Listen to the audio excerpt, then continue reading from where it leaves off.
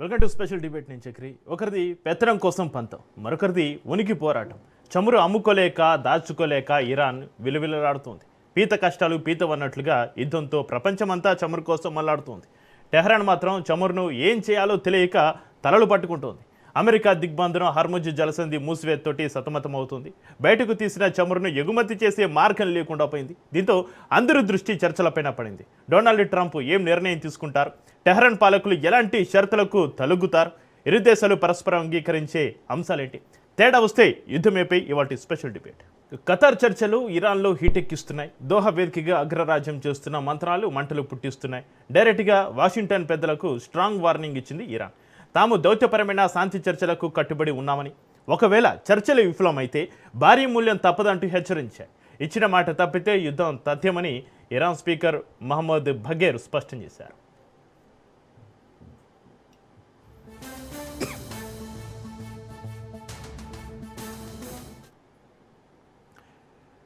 శుద్ధి చేసిన యురేనియం తోటి కూడిన అణు హక్కుల విషయంలో రాజీపడే ప్రసక్తే లేదన్నారు మహమ్మద్ బఘేర్. అది ఇరాన్ విధించుకున్న రెడ్ లైన్ అని తేల్చి చెప్పారు. వాషింగ్టన్ టెహ్రాన్ మధ్య కుదిరిన అవగాహన ఒప్పందంలోని కొన్ని కీలక నిబంధనలను పూర్తిగా అమలు చేసే వరకు తాము తదుపరి దశకు వెళ్లబోమని స్పష్టం చేశారు. ముఖ్యంగా లెబనాన్లో యుద్ధాన్ని ముగించి దాని సార్వభౌమత్వాన్ని కాపాడడం, ఇరాన్ చమురు ఎగుమతులు, వ్యూహాత్మక హర్ముజ్ జలసంధి గుండా నౌకల రాకపోకల భద్రత వంటి అంశాలపైన పట్టుబట్టింది టెహ్రాన్.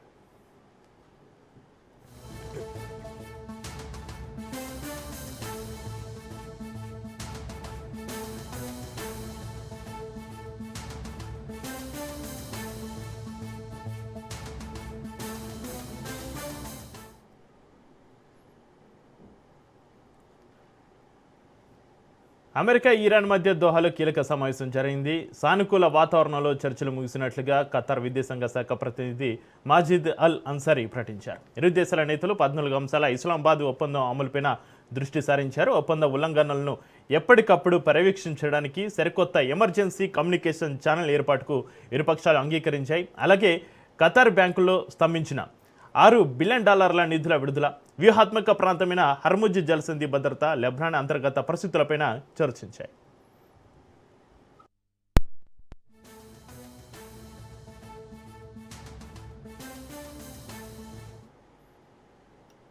రైటిక పశ్చిమాసియాలో మళ్ళీ యుద్ధం సేగలు. దోహలో అమెరికా ఇరాన్ దేశాల కీలక భేటీపైన చర్చిద్దాం. మనకు అందుబాటులో ఉన్నారు ప్రముఖ రాజకీయ విశ్లేషకులు బండారు రామ్మోహన్ రావు గారు. రామ్మోహన్ గారు నమస్కారం అండి.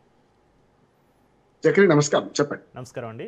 చమురు అమ్ముకోలేక దాచుకోలేక ఇరాన్ ఒకవైపు విలువిల్లాడుతుందని మనం వింటున్నాం. అయితే ఒకప్పుడు ప్రపంచానికి చమురు అవసరం ఉంది, ఒకవైపు ప్రపంచానికి అయితే చమురు చాలా అత్యవసరం ఉంది, మరోవైపు ఇరాన్ దగ్గర నిల్వలు ఉన్నాయి. ఈ అంతరాన్ని గ్యాప్ ఇరాన్ ఎలా అధిగమించగలదంటారు? ఖతార్ చర్చలు దీనికి పరిష్కారం చూపుతాయంటారా? రామ్మోహన్ రావు గారు. చక్రి గారు, మీకు అట్లాగే రాజు న్యూస్ ప్రేక్షకులు నమస్కారం. ఇది ఎట్లా ఉంటుందంటే, మనం కరెంట్ ఉత్పత్తి చేసుకుంటాం అనుకోండి, విద్యుత్ లైన్లలో తీగలలో విద్యుత్ ఉంటే ఉపయోగించుకుంటేనే ఉపయోగపడుతుంది, లేకపోతే లైన్ లాసెస్ ఉంటాయి, అట్లా డిస్ట్రిబ్యూషన్ లాసెస్ ఉంటాయి. అంటే విద్యుత్ మనం వడ్ల లాగను బియ్యం లాగను ఎట్లా నిల్వ చేసుకోలేమో కొంతవరకు చమురు నిల్వ చేసుకోగలుగుతాం. కానీ నిల్వ సామర్థ్యం మించి ఏం చేస్తాం? చేయలేం కదా. జరిగింది అదే. డిమాండ్ ఉంది, సప్లై లేదు మొన్నటి దాకా.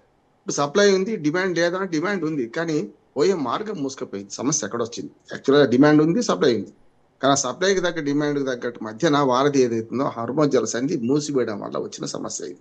అందుకని వాళ్ళు ఇప్పుడు తీసిన చమురు ఏం చేసుకొని తెలుస్తలేదు. చమురు తీయకపోతే కూడా బావులు ఎండిపోతాయి. మన జనరల్గా మనం ఊళ్ళలో చూడండి, బోర్లు వాడకపోతే బోర్లో నీళ్లు ఇంకిపోతాయి, మళ్ళీ రావు కూడా. ఇది అంతే. ఎందుకంటే చమురు బావుల మీద కూడా దాడులు జరిగినాయి. కొన్ని చమురు బావులు పనికి రాకుండా పోయినాయి ఇప్పటి వరకు. ఇరాన్ కూడా దాడుల వల్ల ఖతార్లో కానీ, యమన్లో కానీ, బహ్రెయిన్లో కానీ వీళ్ళు కూడా కొన్ని దాడులు చేశారు చమురు బావుల మీద. అవి కూడా పనికి రాకుండా పోయినాయి. వాటి మళ్ళీ పునరుద్ధరించడం చాలా కష్టం అంటున్నారు. ఇప్పుడు కనీసం అంటే ఇరాన్ చేయాల్సిన పని ఏంటంటే, ఉన్న బావుల నుంచి తీసిన దాన్ని స్టోర్ చేసుకునే కెపాసిటీ తక్కువనే ఉంది. ఎప్పుడైనా రన్నింగ్ నడుస్తుంటుండే ఉన్నదాన్ని వాడుకుంటుంటారు, మళ్ళీ రవాణా చేస్తారు. ఇప్పుడు ఏమైందంటే ఆగిపోయింది ఒకటి. ఈ 14 అంశాల చర్చల్లో మొత్తం అన్ని శుభం కార్డు పడుతుంది అనుకుంటే దుశ్శకనాలు కూడా ఎదురైనాయి మొన్నటి దాకా చూసినాం మనం. ఇప్పుడు మరొకసారి శుభం కార్డు పడే ముందు కొన్ని పీఠములు పడే అవకాశం ఉంది. నా దృష్టికి వచ్చిన అంశాలు మీకు చెప్పే ప్రయత్నం చేస్తాను. మొట్టమొదటిది, ఇది 4 నెలల నుంచి యుద్ధం సాగింది. మధ్యాహ్నం 2 నెలల నుంచి కాల్పుల విరమణ కొనసాగుతుంది. కాల్పుల విరమణ కొనసాగుతుంది కానీ పాకిస్తాన్ లో 21 గంటల చర్చలు కానీ మొదటి చర్చలు జవాన్స్ వెళ్ళారు, అటు పక్కన పాకిస్తాన్ మధ్యవర్తిత్వం నిర్వహించింది. అటు పక్కన వాళ్ళు ఇరాన్ వాళ్ళు కూడా వచ్చారు, కానీ ఇజ్రాయెల్ రాలేదు. ఇజ్రాయెల్ విషయంలో ఇజ్రాయెల్ భాగస్వామ్యం చేయలేదని గొడవైంది. తర్వాత మన G7 దేశాల సదస్సులో ఇటుపక్క ట్రంప్, అటు పక్కనేమో ఇరాన్ రాజకీయ నాయకులు సంతకాలు పెట్టుకున్నారు, డిజిటల్ సంతకాలు. తర్వాత ఏదైతే ఫ్రాన్స్ వేదికగా జరగాల్సిన సదస్సులు ఎడముఖంగా సాగింది. జోబాన్స్ అమెరికా ఉపాధ్యక్షుడు వెళ్ళిండు అక్కడికి, అటు ఇరాన్ అధికారులు రాజకీయ నాయకులు వెళ్ళారు. అక్కడ కూడా కనీసం షేక్ హ్యాండ్ ఇచ్చుకోవడానికి కూడా వెనుక ముందు ఆడినరు. ఒక గ్రూప్ ఫోటో కలిసి చేతులు పట్టుకోకుండా సరే కనీసం గ్రూప్ ఫోటో దిగుదామంటే కూడా దాన్ని నిరాకరించి చూసినాం మనం. ఇప్పుడు 4వ విడత చర్చ జరుగుతుంది. ఇందులో ఏంటంటే ఒక రకంగా చెప్పాలంటే ఈ చర్చలలో దోహా వేదికగా ఖతార్లో జరుగుతున్నది. ఈ దోహా వేదికగా పాయింట్ టు పాయింట్ మాట్లాడుతున్నారు. ఎందుకంటే యాక్చువల్గా 2 నెలల తర్వాత ఏం జరగానో రాసుకున్న దాన్ని ఎట్లా జరగాలి, అమలు ఎట్లా చేద్దామనే దాని మీద మాట్లాడుతున్నారు. మొట్టమొదటి హార్మోజ్ జలసంధి మూసివేతను ఆపాలి. ఏమైంది, మొన్న అటు ఒప్పందం కుదిరింది, సంతకాల తడి ఆరక ముందే ఇరాన్ అమెరికా మన వాణిజ్య నౌక మీద దాడి చేసింది కదా. ఎవ్రీ లవ్లీ అనే ఒక నౌక మీద దాడి చేసింది. అప్పుడు ఎవ్రీ లవ్లీ పోయి ఎవ్రీ ఎనిమి అయిపోయింది. సమస్య ఏంటంటే ఆ దాడితోని అమెరికా మళ్ళీ కట్టుబంధం చేసింది, మేము ఇరాన్ జలసంధిని మూసేస్తున్నాం. అటు ఇరాన్ ప్రకటించింది, ఇటు అమెరికా ప్రకటించింది. మళ్ళీ మొదటికి వచ్చింది కథ అంతా. జస్ట్ ఒక 48 గంటలు దాటక ముందే మళ్ళీ మొదటికి వచ్చింది కథ. ఇప్పుడు ఏమైంది, ఇరాన్ ఏం చేసింది, వెంటనే ఇరాన్ దాడి చేసిన దాని మీద అమెరికా దాడి చేస్తూ మరి ఆ ఇరాన్ స్థావరాల మీద దాడి చేసింది. ఇరాన్ చమురు కంపెనీల మీద, పౌర ఆవాసాల మీద కూడా దాడి చేసే ప్రయత్నం చేసింది. ఇప్పుడు మళ్ళీ మొదటికి వచ్చింది. ఇప్పుడు దోహా వేదికగా జరుగుతున్న చర్చలలో ఒకటి ఇరాన్ గట్టిగా హెచ్చరిస్తుంది, 14 అంశాల అమల్లో మీరు కట్టుబడి ఉంటారా లేరా అని అమెరికాని అడుగుతున్నది. ఎందుకంటే అలా ఫస్ట్ ఏంటంటే ఏదైతే అణు ఒప్పందం ఉందో దానికి కట్టుబడి ఉందా లేదా, మేము చేసుకుంటాం రెడీ. కానీ గతంలో 2015లో చేసుకున్న ఒప్పందాన్ని మీరు 2017 జనవరి నుంచి వచ్చినప్పుడు ఇదే ట్రంప్ ఉల్లంఘించి 2018లో రద్దు చేసుకున్నాడు ఏకపక్షంగా. మరి అట్లా చేసుకోవాలని నమ్మకం ఏముంది? కనుక మా యురేనియం నిల్వలు మా దగ్గరనే ఉంటాయి, 70% శుద్ధి చేసినాం, 90% శుద్ధి చేస్తే తప్ప అణువాయుధం తయారు కాదు, కానీ మేము దానికి కట్టుబడి ఉన్నాం, అణువాయుధం తయారు చేయాలని అంటున్నాం. కానీ యురేనియం ఎవరికైనా అప్పచెప్పు అంటే మాత్రం అప్పచెప్పము, మా దగ్గరే ఉంటది. అవసరమైన ఇది మన సమాజ క్షేమం కోసం లోక కళ్యాణానికి వాడుకుంటారని, విధ్వంసానికి వాడుకోమని అమెరికాకు హామీ ఇస్తుంది. కానీ మీరు ఆ ఒప్పందాన్ని కట్టుబడి ఉంటారా, మా యురేనియం మళ్ళీ ఎవరికైనా అప్పచెప్పంటారా, మళ్ళీ మీరు తీసుకుంటా అంటారా అనే మాట మొట్టమొదటి పీఠం పడ్డది. రెండోది లెబనాన్ మీద ఇజ్రాయెల్ దాడుల మీద కూడా ఇరాన్ స్పష్టంగా అడుగుతుంది, మీరు లెబనాన్ మీద దాడులు చేశారు కాదు, ఇందులో భాగమని మేమంటున్నాము, ఇజ్రాయెల్ కూడా ఈ ఒప్పందంలో భాగమని మీరు అంటున్నారు, కాదని ఇజ్రాయెల్ అంటుంది. మరి ఇజ్రాయెల్ నెతన్యాహు మీ మాట వింటుండా లేడా, రేపు వినకపోతే మీరు ఏం చేస్తారు, లెబనాన్ మీద దాడులను ఆపుతారా లేదా అనేది రెండో అంశం మాట్లాడుతున్నారు. మూడో అంశం ఏం చేస్తున్నారు, $6 బిలియన్ ఏదైతే ఖతార్లో ఉన్న డబ్బులు ఏవైతున్నాయో వాటిని రిలీజ్ చేయాలి. ఇంకా మిగతా కూడా చాలా దేశాల్లో రిలీజ్ చేసింది ఇది అమెరికా, కనుక వాటిని రిలీజ్ చేయాలన్నారు. అందుకని ఇప్పుడు ఈ 3 అంశాలు చాలా పీఠముడి పడే అంశాలు. దాంతోపాటు హార్మోజ్ జలసంధిలో మేము టోల్ వసూలు చేస్తాము, టోల్ అనే పేరు మీదుగా సర్వీస్ ఛార్జెస్ వసూలు చేస్తాము, మీరు దానికి అంగీకరించాలి. ఇటు ఓమెన్ కానీ ఇటు మేము ఇరాన్ కానీ కలిసి మేము పంచుకుంటాం అంటే అమెరికా ఏమంటుంది, మేము కూడా పాలు పంచుకుంటాం అందులో అని అమెరికా అంటుంది. అంటే టోల్ వద్దు అనుడు వేరు, కానీ మేము పంచుకుంటామంటే వసూలు చేస్తున్నందుకు అంగీకారం అన్నట్టు కదా ఇరాన్. కనుక ద్వంద్వ విధానం ఉంది. మీరు అమెరికా ఈ ఒప్పందాలని 14 అంశాలలో ప్రధానమైన నేను చెప్పిన 3 అంశాలతో మిగతా ఉన్నాయి కాదంటలేదు, ఈ మిగతా అంశాలను కూడా మీరు ఒప్పుకొని అమలు చేస్తే రెడీ ఉంటేనేమో మేము ఒప్పుకుంటాం, మళ్ళీ ఏదైనా కొంచెం చిన్నగా పొరపాటు జరిగితే మాత్రం మేము యుద్ధానికి సిద్ధం, మళ్ళీ సమస్య లేదు, ఇరాను కాలు దూకుతుంది అంటే సమరానికి సై అంటుంది. ఈ దేశంలో అమెరికా సమాధానం వస్తుంది ఇప్పుడు 3 అంశాలలో. ఎందుకు యురేనియం నిల్వల గురించి కానీ, లెబనాన్ మీద ఇజ్రాయెల్ దాడి చేసే దాని మీద కానీ, దాంతోపాటు $6 బిలియన్ రిలీజ్ విషయంలో షరతులు లేకుండా ఇవ్వాలి కదా. ఈ మూడింటి విషయంలో అమెరికా స్పష్టత చేస్తే కొంత చర్చలు ముందుకు పోతాయి. కానీ శుభసూచకం ఏంటంటే ఇప్పుడు ఇవాళ మధ్యాహ్నానికి సాయంత్రానికి జరిగింది ఏంటంటే కొంతవరకు అమెరికా కొన్నిటికి ఒప్పుకుంటుందని, చాలా వరకు కాల్పుల విరమణతో పాటు మొత్తం మీద సమస్య సాల్వ్ కావాలని అమెరికా ముందుకు వస్తుందని అనుకుంటున్నా. ఎందుకంటే ఇప్పుడు 2 జరుగుతున్నాయి. ఒకటి అమెరికాలో మధ్యంతర ఎన్నికలు నవంబర్లో ఉన్నాయి, జూలై, ఆగస్ట్, సెప్టెంబర్, అక్టోబర్ 4 నెలలు ఉంది మనకి. ఈ 4 నెలల లోపల అమెరికాల పరిస్థితి మారాలి అంటే ఇరాన్తో ఒప్పందం చేసుకోవడం కరెక్ట్ అనే మాట అమెరికాలో వినిస్తుంది. గట్టిగా మాట్లాడితే ఇరాన్లోనే అమెరికాతో ఒప్పందం చేసుకోవడానికి వ్యతిరేకత చాలా ఉంది ప్రజల్లో, మనం దాన్ని లొంగొద్దాం. అందుకని ఇరాన్ ఏం చేస్తుంది, తన ప్రజల వారిని వినిపిస్తుంది. అమెరికా కూడా తన ప్రజల వారిని వినిపించాలి కదా. ఇరాన్తో ఎందుకు యుద్ధం చేసినాం, ఏం సాధించినాం, మన $10 లక్షల డబ్బులు, మన $10 లక్షల రూపాయలు, డాలర్లు కాదు, మన కరెన్సీలో 10 లక్షల రూపాయల వరకు యుద్ధం మీద ఖరీదైన యుద్ధం చేసింది కదా. ఈ ట్యాక్స్ పేయర్స్ మనే కదా, అమెరికా ప్రజల పన్ను డబ్బులు కదా. అమెరికా ప్రజలు తిరగబడుతున్నారు, రిపబ్లికన్ పార్టీలో ఉన్న ఒక జోవాన్స్ ఉపాధ్యక్షుడు తప్ప మిగతా అందరూ కూడా మార్క్ రూబెన్ కూడా వ్యతిరేకిస్తున్నాడు ఇది అమెరికా అధ్యక్షుడి చర్యలు. అట్లానే డెమోక్రటిక్ పార్టీ వాళ్ళు ఎట్లా ఉన్నారు, అమెరికన్ కాంగ్రెస్ కానీ అమెరికన్ హౌస్ ఆఫ్ రిప్రజెంటేటివ్స్ కానీ వీళ్ళందరూ వ్యతిరేకిస్తున్నారు. పౌరులు ఎట్లా వ్యతిరేకిస్తున్నారు. దీన్ని ఏంటంటే రేపు మధ్యంతర ఎన్నికలు తట్టుకోవాలంటే యుద్ధం ఆగాలి. ఎవరికి అవసరము? ఖచ్చితంగా అవసరం అమెరికాకే. కనుక ఇరాన్ అడుగుతున్న ప్రశ్నలకు అమెరికా సమాధానం చెప్తే ఒప్పందం కుదురుతుంది. లేదు మేము ఇంతే అని అమెరికా అధ్యక్షుడు అనుకో మేము ఇంతే అని వాళ్ళు అంటారు, మళ్ళీ యుద్ధం మొదలయ్యే అవకాశం ఉంది నేను అనుకుంటున్నాను. అయితే రామారావు గారు, ఖతార్ బ్యాంకుల్లో స్తంభించిన $6 బిలియన్ నిధుల విడుదల ఇరాన్ ఆర్థిక వ్యవస్థను ఎంతవరకు గట్టెక్కించగలదు? అమెరికా దీనికి అంగీకరిస్తుందంటారు? అంగీకరిస్తే తప్పదు అంటున్నాను. ఎందుకంటే గతంలో ఒబామా పీరియడ్ లో ఏం జరిగింది అని అమెరికా అధ్యక్షుడు మొన్ననే చెప్పారు కదా. ఇప్పుడు ఆయన ఏం తప్పించుకుంటున్నాడు? ఒబామా అప్పుడు ఆర్థికంగా చాలా రాయితీలు ఇచ్చింది ఇరాన్ కు యుద్ధం ముగిసేందుకు. అప్పుడు 2015 కన్నా ముందు ఒప్పందం కుదుర్చుకున్నప్పుడు మేము ఆ పనిచేయలో $1 ఖర్చు లేకుండా ఒప్పందం కుదుర్చుకుంటున్నా అమెరికా అధ్యక్షుడు బీరాలు పలుకుతున్నారు. ఇదే కదా $6 బిలియన్ రిలీజ్ చేయడం అంటే. ఇది ఒకటి. రెండోది 10 లక్షల కోట్ల రూపాయలను వీళ్ళు హారతి కర్పూరం చేసింది కదా. ఇది ప్రజల మీద డబ్బు ఖర్చు కాదా? ఖర్చు లేకుండా ఏం చేయలే, ఖర్చుతోనే కనిపిస్తుంది. కనుక ఇప్పుడు అమెరికా అధ్యక్షుడు తన తప్పులు కప్పించుకోవడానికి వే అవుట్ కోసం అంటే ఎట్లా యుద్ధం ముగిద్దామనే ఉద్దేశంగా చేసే ప్రయత్నం చేస్తున్నాడు. అందుకనే ఇటు పాకిస్తాన్ దూకుతున్నాడు, అటు పక్కనేమో మిగతా గల్ఫ్ దేశాలను దూకుతున్నారు.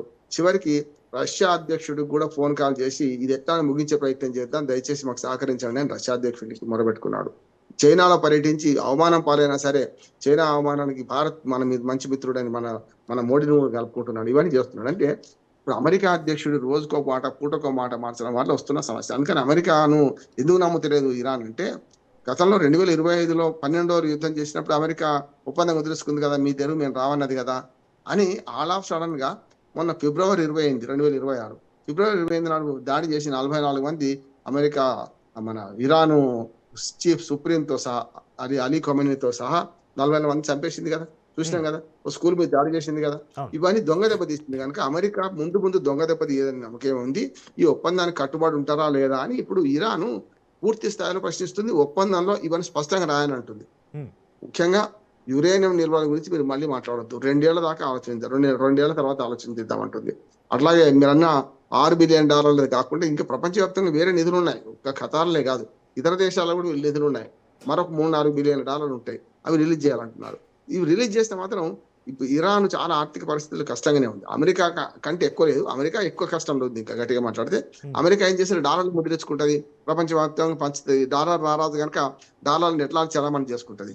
కానీ ఇరాన్కి అది పరిస్థితి లేదు. ఇరాన్ లో ఖచ్చితంగా ఆయిల్ అమ్ముడు పోతేనే డబ్బులు వాళ్ళకుంటాయి. కానీ ఆయిల్ అమ్ముడు పోవాలంటే ఫస్ట్ హార్మోజ్ జలస తెలుసుకోవాలి కదా.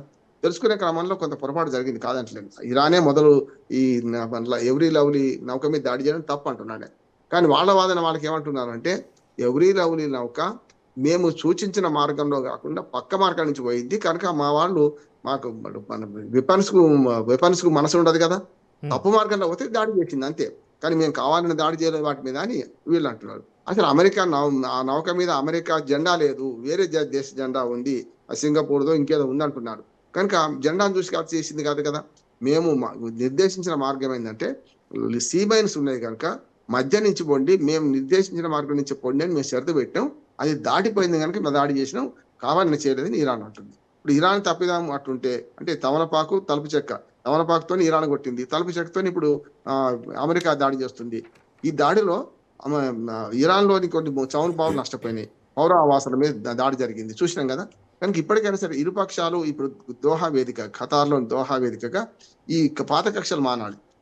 క్లియర్ గా ఈ 3 కావాలి. ఒకటి యురేనియం నిల్వలకు ఏం చేద్దాం, రెండవది హార్మోజ్ జలసంధిని ఎంత వీలైతే అంత తొందరగా చేద్దాం, లెబనాన్ మీద మళ్ళీ దాడులు జరగకుండా ఇజ్రాయల్ ఎట్లా కట్టడి చేద్దాం, ఎట్లా ఈ సాంక్షన్స్ ఎత్తివేసి ఇరాన్ మీద మళ్ళీ సాంక్షన్స్ పెట్టకుండా ఎట్లా ఉందాం, యుద్ధం శాశ్వతంగా ముగించే ప్రక్రియ ఎట్లా చేపడదాం. ఈ 4-5 అంశాలు, మిగతా 14లో ఇద్దరికి అంగీకారం యోగించి చాలా ఉన్నాయి కాదంటే. అసలు పీఠముడి 4-5 అంశాలు పడుతుంది కనుక మొదలు ఈ అంశాలు పరిష్కరించుకుంటే సంధి కుదిరే అవకాశం అయితే ఉందనుకుంటున్నాను. అమెరికా చిత్తశుద్ధిని ప్రయత్నం చేస్తలేదు కానీ అమెరికాకు అవసరం ఈ సంధి కుదరడం, ఈ ఒప్పందం కుదరడం అమెరికాకి ఎక్కువ అవసరం, ఇరాన్ కంటే కూడా అంటున్నాను నేను.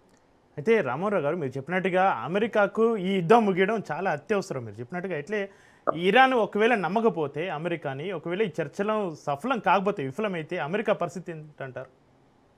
అంటే ఇప్పుడు ఇరాన్ ఏమనుకుంటుందంటే అంత్యనిష్ఠుడు కన్నా ఆది నిష్ఠుడు మేలంటుంది. అందిన ఇష్టం జరిగిన తర్వాత మేము అప్పుడే అన్నాం కదా అని చెప్పాలి కదా. అందుకని ఇరాన్ ఏమో స్పష్టత కోరుతుంది, ఈ ఒప్పందంలో స్పష్టత ఉండాలి. గతంలో ఒబామా హయాంలో జరిగిన ఒప్పందాన్ని ఏకపక్షంగా మీరే రద్దు చేసుకుని మేము మళ్ళీ 2015లో ఒప్పందం కుదిరింది చక్రి, ఏది ఇరాన్ అమెరికాకి ఇరాన్ మధ్య కాల్పుల విరమణ ఒప్పందంతో మీరు మనం ఒకటేరు పోదు యురేనియం నిల్వలతో సహా అన్నిటి మీద చర్చించడానికి చేసింది. ఈ యురేనియం ఒప్పందమే ప్రధానంగా అది. దాన్ని ఏం చేసిండ్రు, ఒబామా పోయి తర్వాత ట్రంప్ మొదటిసారి ఎన్నికైనప్పుడు 2017 జనవరి 20 నుంచి ఆయన వచ్చిండు. 2018 ఆయన వచ్చి 1 year కాకముందే ఈ ఒప్పందాన్ని ఏకపక్షంగా మేము ఇరాన్ తోని ఆ ఒప్పందం రద్దు చేసుకుంటాం. ఏం రద్దు చేసుకున్నాడు, వాళ్ళు రద్దు చేసుకోవాలి. ఆ వెనుకటి కథ మా జ్ఞాపకం చేస్తున్నారు. మళ్ళీ మీరే అధ్యక్షుడు ఇంకా 2.5 ఏళ్ళు ఉంటారు కదా, ఇప్పుడు ఒప్పందం కుదుర్చుకుంటా అంటున్నారు. మళ్ళీ దాడులు చేయాలని నమ్మకం ఉంది, నమ్మించి మోసం చేయాలని నమ్మకం ఉంది. గతంలో మీరు చేసిన అదే కదా, 25లో యుద్ధం చాలించామని 26 మొదలుపెట్టి మా మీద దాడి చేశారు కదా. మళ్ళీ చేయాలంటే ఊపిరి పీల్చుకోవడానికి ఒకటి, రెండోది అమెరికా చేస్తున్న కుట్ర ఏంటంటే ఊపిరి పీల్చుకోవడానికి ఒకటి, రెండోది నవంబర్లో జరిగే మధ్యంతర ఎన్నికల్లో రిపబ్లికన్ పార్టీకి ఎక్కువ సీట్లు సంపాదించాలని యుద్ధం ఆగిందని చెప్పడం కోసం వాళ్ళకి చెప్పాలి, ప్రజలకు కానీ రిపబ్లికన్ కానీ డెమోక్రటిక్ ప్రతిపక్ష పార్టీ కూడా. అందుకని దానికోసం మీరు చేస్తున్నారు యాక్షన్ తప్ప చిత్తశుద్ధి లేదు. ఉన్నదాన్ని నిరూపించుకుంటే ఫస్ట్ ఈ సంతకాలు పెట్టండి, చేయండి, మేము మళ్ళీ యుద్ధం చేయమనే గ్యారంటీ ఇవ్వండి, మీ మీద నమ్మకం లేదు, నమ్మకం పెంచండి అని ఇరాన్ అడుగుతున్నది. అందుకని ఇప్పుడు మీరు అన్నట్టు వేఅవుట్ కోసం ప్రయత్నం చేస్తున్న అమెరికా మధ్య ట్రంప్ అవాకులు చెవాకులు పేలుతున్నాడు, ససేమీరా అంటున్నాడు, యుద్ధం గ్యారంటీ పోమంటున్నాడు, సర్వనాశనం చేస్తా అంటున్నాడు, ఇరాన్ను ప్రపంచ పటం నుంచి తీసేస్తా అంటున్నాడు. ఇప్పుడు ఎవరి పైన చూసింది కదా, ఇరాన్ ప్రపంచ పటం నుంచి తీసేస్తా అని 4 నుంచి అంటున్నాడు. తీసేయగలిగిందా? లేదు కానీ. అట్లాగే సర్వనాశనం చేస్తా, మేము ఇప్పటిదాకా మనం గగనతల యుద్ధం చేసినాం, ఇప్పుడు భూతల యుద్ధం చేస్తాం అంటున్నాడు. భూతల యుద్ధం అవుతుంది, మీ అందరినీ సైనికులు 10,000 మంది సైనికులు ఉన్నారు కదా, ఇప్పటికి సముద్రంలో ఉన్నారు, వాళ్ళు ఇప్పుడు రెడీ ఉన్నారు. ఒక్క అమెరికా అధ్యక్షుడు ట్రిగ్గర్ నొక్కితే మొత్తం దాడి మొదలవుతుంది. కానీ ఎందుకు పోతలేరు? భూతల యుద్ధంలో ఇరాన్ తో ఇంకా ఘోరంగా ఓడిపోతుంది అమెరికా అంటున్నా. ఎందుకంటే అమెరికా ఇరాన్ లో ఉన్న మనకు ఏవైతే మన భూగర్భ మైన్స్ ఉన్నాయో, అట్లానే చాలా పెద్ద ఎత్తున బంకర్లు ఉన్నాయో, అట్లాగే సుప్రీం కమాండర్ ఆదేశం ఇచ్చేదాకా ఎక్కడ ఆగరు వాళ్ళు.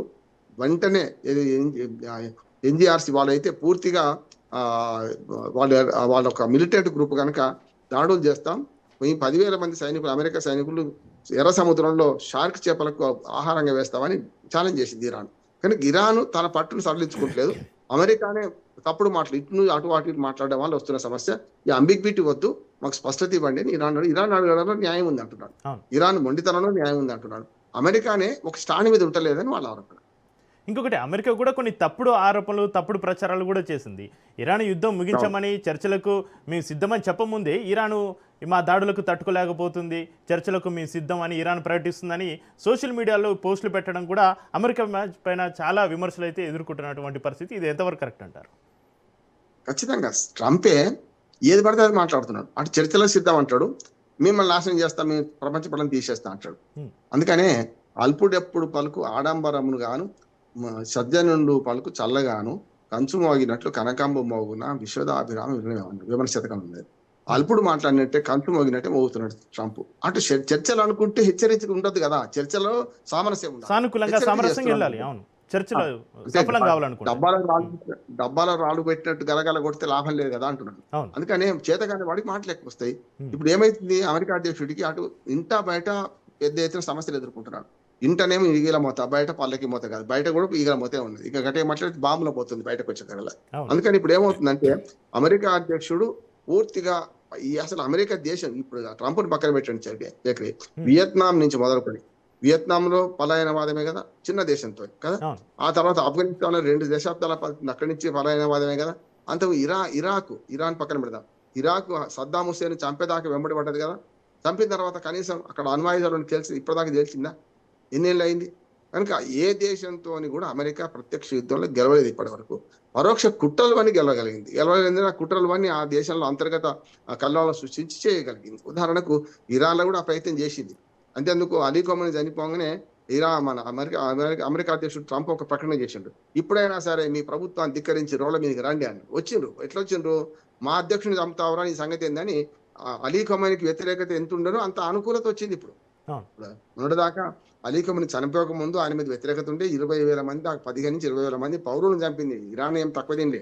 ఇరాన్ కూడా హ్మ్. పౌర హక్కులను నశించేసింది, వాళ్ళ ప్రభుత్వానికి వ్యతిరేకంగా ఉన్న చంపుకుంటూ వచ్చింది. అవును. ట్రంప్ ప్రకటన చేసిండు ఏమని, ఇప్పుడైనా సరే అలీ ఖమీని చంపేసినాం మేము, మీరు అంతర్గతంగా తిరుగుబాటు చేయండి అని. రిజా పహ్లాని అని యువరాజు ఉన్నాడు, ఇప్పుడు అమెరికానే ఉన్నాడు, ఆయన తలదాచుకుంటుండు. అప్పటి హ్మ్. రాజు షా అప్పుడు 69లో ఏదైతే ఇస్లామిక్ విప్లవం వచ్చిందో అక్కడ, ఆ ఇస్లామిక్ విప్లవం రాజు పలాయనం చిత్తగించిండు, కొడుకుతో సహా పోయిండు. అప్పుడు ఇస్లామిక్ విప్లవం తర్వాత 10 ఏళ్లకు మళ్ళీ ఇప్పుడు అలీ ఖమీని తర్వాత వచ్చి 40 ఏళ్ళు, ఆయన 40 ఏళ్ల దాకా ఆయనే ఉన్నాడు. కానీ ఆయన చనిపోగానే రెచ్చగొట్టిండు ఏది ట్రంప్.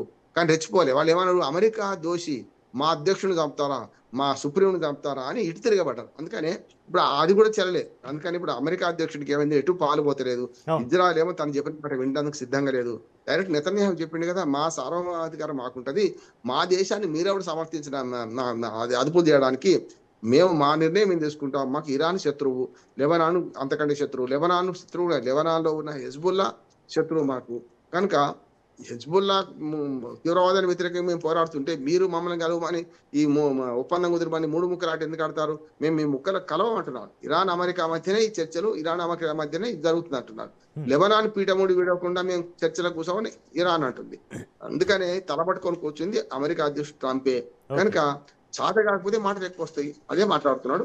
ఇప్పుడైనా సరే నా ఉద్దేశం ఏంటంటే, ఇప్పుడు కొంత కొలిక్కి వస్తున్నది, నిన్నటికి మొన్నటికి తేడా ఉన్నది, ఇవాటికి కూడా తేడా ఉంది. కనుక ఈ 3 అంశాల పట్ల కొంచెం అంగీకారానికి వచ్చి తాత్కాలికంగానైనా ఈ 2 నెలలన్నా మనం పూర్తి స్థాయిలో హర్మోజ్ జలసంధిని తెలుస్తామంటే ఇరాన్ కష్టాలు కూడా తగ్గుతాయి అంటున్నా. అంటే మీరు అన్నట్టు మొత్తం చెప్పినట్టు చమురు అమ్ముకోవడానికి కొంచెం వీలు జరుగుతుంది. అట్లాగే 700 పైగా నౌకలు ఆగిపోయినాయట. రోజుకు 10 పోయినా దాదాపు 6 నెలలు పడుతుంది మొత్తం క్లియర్ కావడానికి. కానీ ఈ 2 నెలల్లో సాధ్యమంత వరకు ప్రపంచ చమురు కొరత తీరుస్తుంది అని అనుకుంటున్నాను. యుద్ధం ఆగాలని, చర్చలు సఫలం కావాలని కోరుకుందాం అందరం కూడా. రైట్. అయితే రామారావు గారు, 14 అంశాల ఇస్లామాబాద్ ఒప్పందం అమలుకు ఇరు దేశాలు చూస్తున్నాయి. అయితే గతంలో కుదిరిన ఒప్పందాలనే ఉల్లంఘించిన చరిత్ర ఉండగా ఇప్పుడు కొత్తగా ఏర్పాటు చేయాలనుకుంటున్న ఎమర్జెన్సీ కమ్యూనికేషన్ ఛానల్ ఎంతవరకు నమ్మకమైందంటారు రామారావు గారు? మంచిది, మంచి ప్రశ్న. ఎందుకంటే కొన్ని విషయాలు అక్కడ అధికారులు లేకుంటే అక్కడ స్థానిక నాయకులు చేయలేరు కూడా. ఇప్పుడు జరుగుతుంది ఖతార్లో, మనకు దోహాలో జరుగుతుంది, ఖతార్ దేశంలో చర్చలు జరుగుతున్నప్పుడు అందరూ అందుబాటులో ఉంటారు కదా. ఉదాహరణకు అమెరికా ఒక అంశం మీద విధాన ప్రకటన చేయాలంటే ట్రంపే చేయాలి కదా. అప్పుడు ఏం చేయాలి, అమెరికా అధికారులు, ఉపాధ్యక్షుడు లేడు అక్కడ, అధికారుల మధ్య చర్చ జరుగుతుంది, కొంచెం రాజకీయ నాయకత్వం చర్చ జరుగుతుంది. వాళ్ళు ఏం చేయాలంటే ఎమర్జెన్సీ కమ్యూనికేషన్, ఎందుకంటే ట్రంప్ ద్వారా ఆదేశాలు తెప్పించుకోవాలి. పలానా ఇది అడుగుతున్నారు, లెబనాన్లో యుద్ధం చేయకుండా ఇజ్రాయెల్ని ఆదేశించాలి, ఆ మాట ఉందనుకోండి. ఇజ్రాయెల్ ఆదేశించేది వీళ్ళు కాదు కదా, చర్చలు చేసేవాళ్ళు కాదు కదా, ట్రంప్ చెప్పాలి. కనుక వెంటనే ఎమర్జెన్సీ కమ్యూనికేషన్ మెచ్చుకోవడం అందుకోసం అన్నట్టు. ఇక్కడ పీట ముడి పడ్డది, ఇక్కడ ముడి పడ్డది, నెట్టా ఇప్పాలి. మీరు మరి హామీ ఇస్తారా ఇవ్వరా, మళ్ళీ అసలు ఒప్పందం కుదుర్చుకుంటున్నారు, ఒప్పందానికి వ్యతిరేకంగా మేము మళ్ళీ ప్రవర్తించమని అమెరికా హామీ కోరింది అనుకోండి, ఎవరు ఇవ్వాలి, ట్రంపే ఇవ్వాలి కదా, సుప్రీం ఆయనే కదా. అట్లానే ఇక్కడ ఇరాన్ అధికారులు కూడా, ఇరాన్లో అలీ ఖమీని చనిపోయినాక ముస్తఫా ఖమీని వచ్చిండు కానీ ఆయన ఇంతవరకు కనపడతలేడు, చచ్చిపోయినా తెలుస్తలేదు, ఉన్నాడా తెలుస్తలేడు, అసలు మొత్తం అంతా చచ్చిపోయినాడు అని అంటున్నారు. కనుక ఎవరు చేస్తున్నారు, అమెరికా స్పీకరో, లేకపోతే విదేశాంగ మంత్రో, లేకపోతే అధ్యక్షుడు, ఈ ముగ్గురే చేస్తున్నాడు. అధ్యక్షుని చేతిలో కూడా లేదు, మొత్తం అంతా వీళ్ళకు కమాండర్స్కి వెళ్ళిపోయింది అని మాట కూడా అంటున్నారు. కనుక ఈ స్పష్టత ఎవరు, ఇరాన్ నమ్మాలంటే ఇరాన్ నుంచి ఒప్పందం కదిలిచ్చే ఆ స్థాయి వ్యక్తులతో సమాచారం తీసుకోవాల్సి వస్తుంది. అందుకని ఇప్పుడు దోహాలో ఇప్పుడు ఎమర్జెన్సీ ఈ లైన్ ఎందుకు ఏర్పాటు చేశారంటే, అటు ట్రంప్తో మాట్లాడడానికి, ఇటుపక్క ఇరాన్ అధికారులతో మాట్లాడడానికి చేసుకున్నారు. వాళ్ళు అంగీకరించిన తర్వాత వాళ్ళు వీడియో రికార్డ్ చేస్తారా లేకుంటే ఆడియో చేస్తారా, అది ముందర పెట్టి సాక్ష్యం, దాని ద్వారా ఒప్పందం సంతకాలు చేస్తారని నేను అనుకుంటున్నాను. అంటే ఒప్పందానికి బేస్ లైన్ తయారవుతుంది. ఇప్పుడు ఇది బేస్ లైన్ తయారైంది. ఈ చర్చలలో ఏం జరుగుతుంది ఎప్పటికప్పుడు వాళ్ళు సంప్రదించాలి, అధికారులను, రాజకీయ నాయకులను, మళ్ళీ సంప్రదింపులు మళ్ళీ వీళ్ళు తెలపాలి, ఎదుటిపక్షాన్ని తెలపాలి కదా, అది జరుగుతుంది అంటున్నాను నేను. మధ్యవర్తిత్వం వహించే ఖతార్ ఏం చేస్తుంది అంటే, అటు అమెరికా అధ్యక్షుడిని మాట్లాడుతుంది, ఇటు పక్కన ఇరాన్ మన రాజకీయ నాయకత్వంతో, అట్లాగే మన ఎన్జీఆర్ఐ వాళ్ళతో కూడా మాట్లాడతాం. ఓకే. అయితే రామారావు గారు, ఇక్కడ ఇరాన్ స్పీకర్ మహమ్మద్ బఘేర్ అణు హక్కుల విషయంలో రాజీపడే ప్రసక్తే లేదు, అది మా రెడ్ లైన్ అని స్పష్టం చేశారు. అణు శుద్ధీకరణను ఇరాన్ ఆపనంత వరకు కూడా అమెరికా ఆంక్షలు పూర్తిగా ఎత్తివేస్తుంది. ఈ డెడ్ లాక్ను ఎలా విడదీస్తారంటారు రామారావు గారు?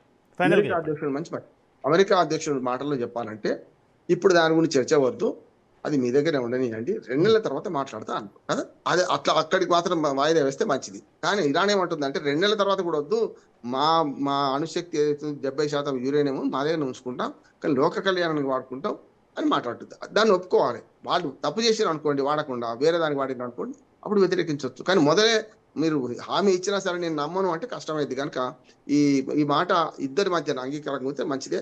ఇరాన్ అనే మాటలు ఏంటంటే నమ్ముతలేదు అమెరికాని కనుక ఆ మాట అంటుంది. ఈ అమెరికా కూడా కొంతవరకు ఈ అణు శక్తి ఏదైతుందో యురేనియం ఉందో, యురేనియం బయట దేశాలకైతే ఇరాన్ అప్పచెప్పదు, అదే దేశాల్లో ఉంటది. కానీ దాన్ని సేఫ్ గార్డ్ చేయడానికి ఒక యంత్రాంగం ఏర్పాటు చేయాలని అమెరికా కోరుతుంది. అంతవరకు ఒప్పుకుంటే మంచిదే. Right, thank you Bandaru Ramarao garu. ఇది వాటి స్పెషల్ డిబేట్. చూస్తూనే ఉండండి రాజ్ న్యూస్.